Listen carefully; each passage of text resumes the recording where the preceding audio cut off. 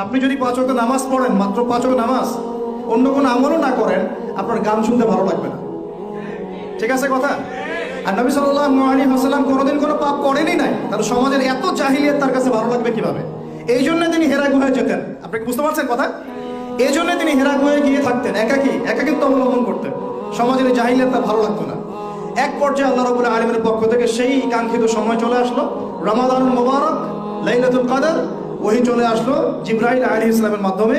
সূরা আলাক, ইকরা বিসমি রাব্বিকাল্লাযী খালাক, খালাকাল ইনসানা মিন আলাক, ইকরা ওয়া রাব্বুকাল আকরাম আল্লাযী আল্লামা বিল কলম, আল্লামাল ইনসানা মা লাম ইয়ালাম। দেখেন, প্রথম ওহীটা কি কেন্দ্রিক আসছে?